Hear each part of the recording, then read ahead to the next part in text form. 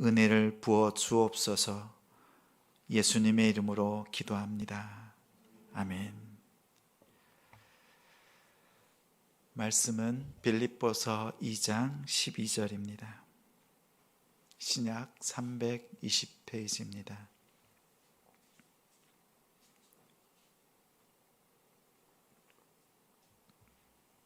빌립보서 2장 12절 함께 있습니다. 그러므로 나의 사랑하는 자들아, 너희가 나 있을 때뿐 아니라 더욱 지금 나 없을 때에도 항상 복종하여 두렵고 떨림으로 너희 구원을 이루라. 구원을 일구라. 구원을 일구라 라는 제목으로 말씀 전합니다. 한 주간 새벽을 깨우신 우리 성도님들을 또 이 마지막 시간까지 기도로 또 마음으로 하나님 앞에 나온 우리 성도님들을 주님의 이름으로 사랑하고 축복합니다. 옆에 있는 지체들 바라보면서 승리하셨습니다. 승리하셨습니다. 구원을 일구라. 구원, 구일 그리고 일구라 할 때 숫자로 19. 그래서 구원을 일구라. 이런 주제를 가지고 하나님 앞에 믿음으로 나아가는 우리의 삶에, 우리의 구원을 일궈가는 우리의 열심에 말씀으로 함께 하신 하나님께 감사드립니다. 어느 날 아들이 저에게 묻습니다. 아빠, 충신은 알겠는데 간신은 뭐예요? 어떻게 설명할까? 잠시 생각하고 이렇게 답했습니다. 간신이란 간신히 목숨을 유지하는 사람이다. 그리고 제가 이렇게 말했습니다. 바로 너. 왜요? 너는 엄마 편 들었다가 아빠 편 들었다가 간신히 목숨을 유지하잖아. 그랬더니 가정에서 곤란한 상황을 겪을 때 있습니다. 어떤 편을 들어야 할지, 누구 편을 들어야 할지. 제가 정말 좋아하는 사람들이 다툽니다. 아내와 딸이 투닥투닥 다툽니다. 이때 아들의 그 지혜로운 처신이 부럽습니다. 저는 그게 안 됩니다. 얼굴에 티가 나고 그 자리를 피하고 싶습니다. 간신히 목숨을 유지하는 그 비결, 그것이 부러울 때가 있습니다. 교회에서 곤란한 상황을 겪을 때가 있습니다. 옳고 그름이 분명하면 구별하고 분별해서 멀리하면 됩니다. 그런데 옳고 옳은 사람들, 이 둘이 다툴 때 하나님께서 구원하셔서 의로운 자가 되었고 또 죄를 용서하셔서 의로운 자가 된 성도들끼리 다툴 때 목사는 그 사이에서 곤란합니다. 어느 편을 들어야 할지, 또 어느 편을 들 수도 없습니다. 이러한 곤란한 상황 가운데서 우리는 어떻게 해야 할까 생각하면서 왜 이렇게 성도 간에 다툼이 있을까? 최근에 저의 삶에서 다시 한번 느끼는 계기가 있었습니다. 일터에서 1년에 한 번 있을까 말까 한 일이 벌어졌습니다. 분노하고 화내고 사람들 앞에서 언성을 높인 저의 모습을 발견했습니다. 같이 얘기를 나누고 무엇인가 준비하다가 자꾸 상대가 말을 끊습니다. 그거 아니고요. 틀렸고요. 기분이 점점 상할 대로 상했습니다. 결정적인 것은 그렇게 얘기하다가 피식피식 웃어대는 상대의 그 조소, 그 비웃음에 제 안에 있는 분노가 폭발하기 시작했습니다. 안 되겠다. 여러 사람들 앞에서 정말 꼭지가 돌 정도로 분노했습니다. 그리고 상대를 향해서 화를 냈습니다. 언성은 높아질 대로 높아졌고, 회의실 바깥에 있는 사람들이 무슨 일인가, 큰 싸움이 났다 할 정도까지. 집에 돌아오는 길에 생각했습니다. 내가 왜 화를 냈지? 꼭 화를 냈어야 하나? 분노의 이유를 돌아오는 길에 묵상하면서 깨달았습니다. 내가 옳고 상대가 틀렸다. 이것에 확신을 하니까 나의 의로움을 드러내기 위해서 상대의 약점, 그것을 악한 힘으로 누르고 있는 저의 모습을 발견했습니다. 그래서 아내에게 말했습니다. 내가 의롭다고 생각하니까 내가 분노하고, 그리고 걷잡을 수 없는 그 상황이 되었다. 아내의 말이 더 가관입니다. 그걸 이제 깨달으셨어요. 집에서 얼마나. 그걸 이제라도 깨달았으니 감사한 일이네요.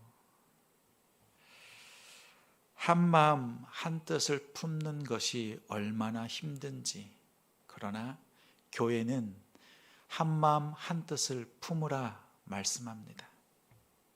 오늘 빌립보서 2장 2절에 마음을 같이하여 같은 사랑을 가지고 뜻을 합하여 한마음을 품어, 이것이 진정한 교회다.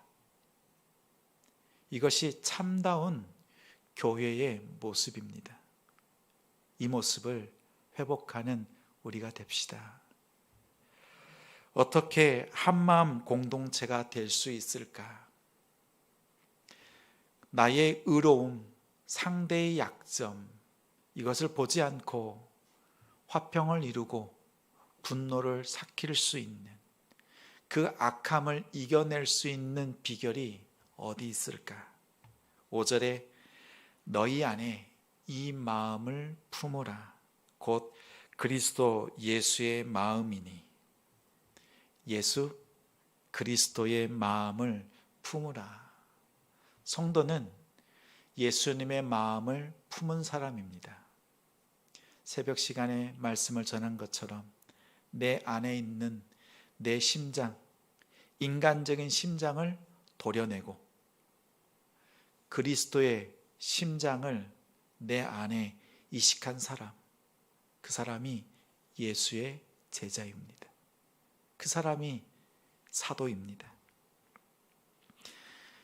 한마음이 된다는 것은 구호와 선동, 그리고 멋진 표를 내걸었다고 만들어지지 않습니다. 한마음이 되는 길은 오직 그리스도를 각자의 성도가 각자 마음에 품었을 때, 그때 한마음이 됩니다. 아담은 하나님과 동등한 자리, 동등한 권리를 탐했습니다. 예수님은 하나님의 아들로서 동등한 권리를 가지고 있으면서도 스스로 그 권리를 내려놓으셨습니다. 성경에서 말하기를 낮아지셨다. 신분의 비하, 스스로 낮아지는 자리로 낮추셨습니다. 예수님은 종의 모습으로 이 땅에 오셨습니다. 예수님은 사람으로 오셨습니다. 이 이야기는 세상 사람들, 당시에 헬라의 지식이 풍부했던 그 당시, 신이 이 땅에 천한 사람의 모습으로 오셨다는 것은 조롱거리였습니다. 신을 더 추앙하고 살아있는 사람, 황제를 신으로 만들어서 더 추앙하려고 하는 그 시대에 신이 이 땅에 오셨다. 말도 되지 않는, 이해할 수 없는 방법입니다. 이것이 기독교입니다. 이것이 다른 종교와 다른 생명을 주시는 그리스도가 우리 가운데 오신 그 결과입니다. 우리는 그것을 믿습니다. 하늘의 권리와 모든 것을 내려놓고 연약한 사람이 되셨습니다. 그리고 십자가에서 우리의 연약함을 채울하시고 내가 너를 사랑한다. 내가 너를 사랑한다. 이렇게 말씀하셨습니다. 우리 남동탄 지성교회에도 십자가 사건이 있었습니다. 지금 생각하면 배시시 웃음이 나기도 합니다. 작년 10월 셋째 주 우리 이름절 감사 예배 드리는 만 1년 전 5층 태권도 위에 십자가를 세웠습니다. 세우자마자 태권도 관장님이 와서 얘기합니다. 십자가 때문에 영업을 못하겠습니다. 들어보니 태권도가 교회에서 운영하는 거라면 안 보내겠어요 라는 부모님의 항의 전화를 받았다. 그리고 사람들마다 십자가와 태권도를 연결시켜서 자꾸 이야기하고, 원생들도 십자가 멋있는데요 이렇게 얘기를 하는 이야기를 전해 들으면서 십자가를 철거해 달라고 하는 이야기를 들었습니다. 처음 이곳에 예배 초소를 준비할 때 십자가를 세우기로 단단히 약속하고 시행사 또 주인들과 약속을 하고 세운 것입니다. 분명 교회에 권리가 있습니다. 권리를 주장하려고 찾아갔습니다. 막무가내입니다. 그 모습을 보는데 갑자기 상대가 왜 그렇게 불쌍하게 보이는지 모르겠습니다. 권리를 주장하고 좀 싸우면 싸울 테다, 그 마음으로 갔습니다. 하나님께서 긍휼의 마음을 부어주시는데 내리겠다고, 다시 적당한 장소에 세우겠다고, 그리고 내려왔습니다. 돌아 내려오는데 제 마음속엔 진 건지 배려한 건지 정말 혼란스러웠습니다. 권리를 내려놓자 상대는 더 세게 나왔습니다. 사탄은 더 악랄하게 얘기했습니다. 작업을 합니다. 아예 십자가를 이 건물에 세우지 못하게 하려고. 그때 우리 성도님들과 함께 기도했지요. 그때 기억하십니까? 저 건물의 십자가가 진짜인지 나 자신이 진짜인지, 내가 십자가다, 내가 교회다. 그래서 제가 우리 성도님들과 함께 외쳤던 고백, 내가 십자가입니다, 내가 교회입니다, 이렇게 고백하면서 이 자리에서 함께 기도했던 1년 전의 모습이 기억납니다. 하나님께서는 믿지 않는 자를 통해서 더 높은 곳에 십자가를 세우셨습니다.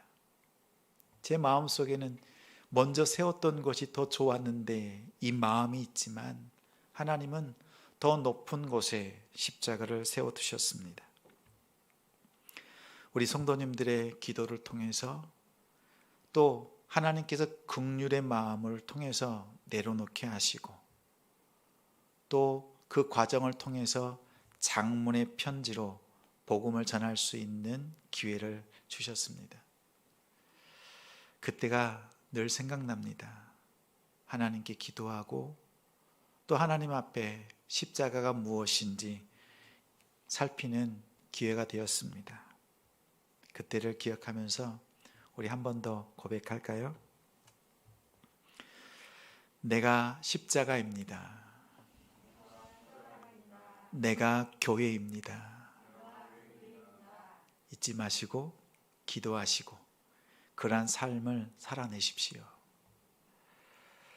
예수님처럼 내 권리를 내려놓고 십자가의 예수님을 닮아갈 때 닮은 마음, 같은 뜻을 품은 공동체가 됩니다. 다른 마음으론 불가능합니다. 예수님을 품은 공동체, 그런 교회를 만들어 주시기를 부탁드립니다. 이제 말씀은 우리에게 너희 구원을 이루라 당부합니다. 두렵고 떨림으로 이루어야 할 것은 너희 구원입니다. 교회를 통해서 구원을 바라보는데 먼저 바라볼 것은 나의 구원이 아니라 우리 공동체 안에서의 구원입니다. 하나님은 공동체를 구원하길 원하십니다. 나 한 사람의 구원의 방주가 아닙니다. 모두의 방주.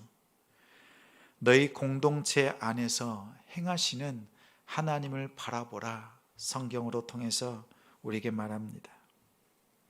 같이 뛰어가는 믿음의 경주. 달려갈 때 2인 3각 달리기 하는 것처럼 서로 발을 묶고 달려갑니다. 그러면 마음을 모두어서 같이 왼발, 오른발 교차하면서 뛰어가는 것처럼 이렇게 믿음의 경주를 해야 합니다. 원망과 시비로 인해서 분열이 되는 일이 없도록 마음이 나뉘지 않도록 각별히 조심하십시오. 여러분의 마음 속에 사단이 틈타지 못하도록 마음을 지키십시오. 우리 교회가 지금은 하나 되고 말씀으로 똘똘 뭉쳐 있습니다. 우리가 조금만 경계를 늦추면 사탄은 그 틈을 타고 들어옵니다. 기도에 힘써 주시고 말씀에 또한 예배의 생명거는 우리 성도님들이 되시길 바랍니다. 등산할 때 각자의 걸음이 다릅니다. 어떤 사람은 걸음이 빠릅니다. 어떤 사람은 걸음이 늦습니다. 빠른 사람이 그 걸음으로 가면 맨 앞과 뒤는 점점 멀어지고 이젠 보이질 않습니다. 믿음의 공동체는 함께 가는 공동체입니다. 나 혼자 구원받고 나 혼자 잘 되는 것이 아니라 함께 잘 되고 함께 복받는 공동체입니다. 함께 가려면 이때 어떻게 해야 할까요? 걸음이 늦은 사람을 맨 앞에 세웁니다. 그리고 그 사람의 보폭으로 함께 뒤를 따라갑니다. 그러면 이 공동체는 멀어지지 않고 함께 그 길을 걸어갈 수 있습니다. 믿음이 좋은 사람은 믿음이 연약한 성도를, 지체를 인내하며 지켜주고 기다려주는 사랑이 필요합니다. 그럴 때 우리 교회가 하나 되고 하나님의 복 가운데서 그 은혜를 누릴 수 있습니다.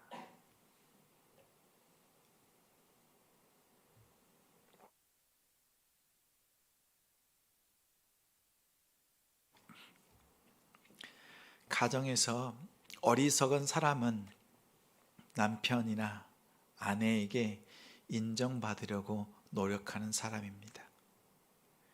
교회에서 어리석은 사람은 사람에게 인정받으려고 노력하는 사람입니다. 우리는 경쟁하고 서로 인정받으려고 애쓰는 사람이 아니라 서로 사랑할 수밖에 없는 그리스도의 몸이 되어야 합니다. 서로 사랑하고 사랑받는 존재로 경쟁의 사고를 버리고 그 권리를 내려놓으셨던 그리스도를 닮아서 바른 생각, 바른 행동으로 하나님의 공동체를 만들어가는 우리 성도가 되길 바랍니다. 오늘 12절 말씀은 바울이 빌립보 교회와 성도들에게 보낸 편지입니다. 이 편지를 읽으면서 자꾸 다른 사람이 나에게, 우리 성도들에게 하시는 말씀으로 들립니다. 예수님께서 바울의 입을 빌려서 우리에게 주시는 말씀으로 다가옵니다. 바울의 편지지만 12절을 다시 한번 오늘 본문을 읽을 때 예수님께서 나에게 말씀하신다 생각하시고 이 말씀을 12절을 천천히 우리 또박또박 함께 읽겠습니다. 12절. 그러므로 나의 사랑하는 자들아, 너희가 나 있을 때뿐 아니라 더욱 지금 나 없을 때에도 항상 복종하여 두렵고 떨림으로 너희 구원을 이루라. 주님께서 우리 성도님들에게 주시는 말씀입니다. 이 말씀이 얼마나 시의적절한지. 첫째는 나의 사랑하는 자들아. 예수님께서 제자들을 바라보실 때마다 늘 마음으로 고백하시고 또 제자들을 향해서 이렇게 함께 나누었을 것입니다.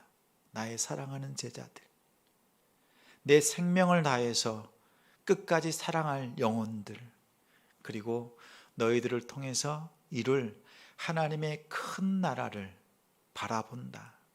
땅 끝까지 내 증인이 되라. 이렇게 바라보셨던 주님의 그 음성이 들립니다.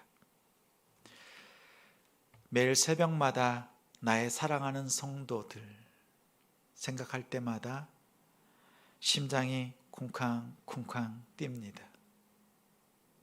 우리 성도님들도 서로 기도할 때 그 친밀한 은혜를 나눌 수 있는 우리가 되길 소망합니다.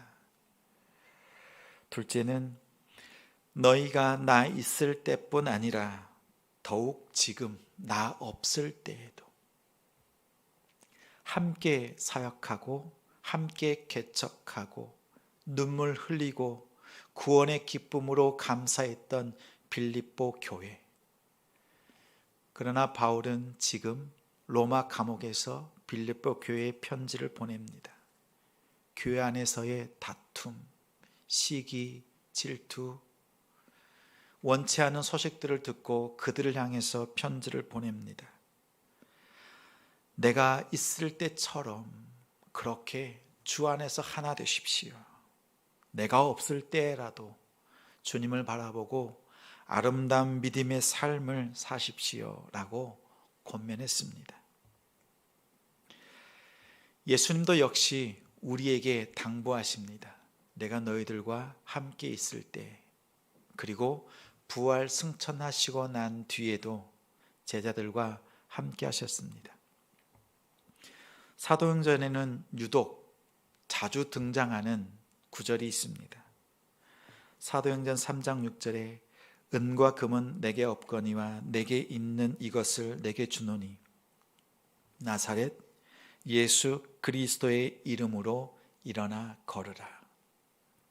4장 30절에 표적과 기사가 거룩한 종 예수의 이름으로 이루어지게 하옵소서.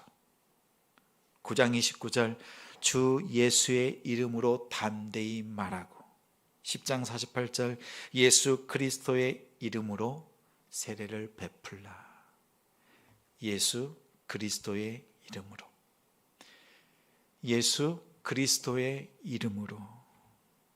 이 말은 지금 여기 계시지 않지만 여기 계십니다 라는 고백입니다.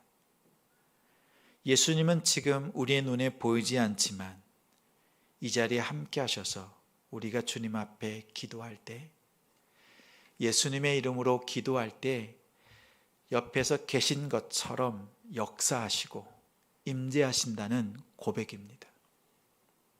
예수님이 계시지 않는 것이 아닙니다. 여러분의 가장 가까운 곳에서 여러분과 함께 하십니다.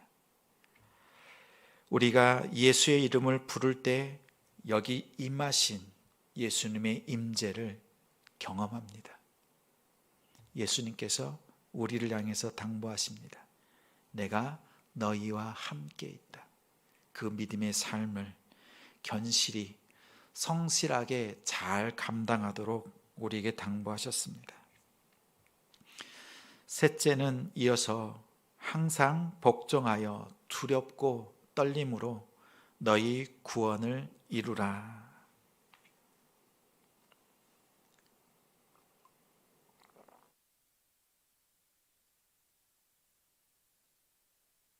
출애굽은 구원의 시작입니다. 출애굽 자체가 구원이지만 구원의 시작입니다. 광야는 구원의 과정입니다. 이 세상을 살아가는 우리의 지금의 상황이 광야를 지나는 과정 가운데, 구원의 과정 가운데 있습니다. 이스라엘 백성들이 광야를 지나서 가나안 땅으로 들어갔습니다. 그 가나안 땅은 무엇입니까? 우리 성도님들은 그 가나안 땅이 무엇이라고 생각하십니까?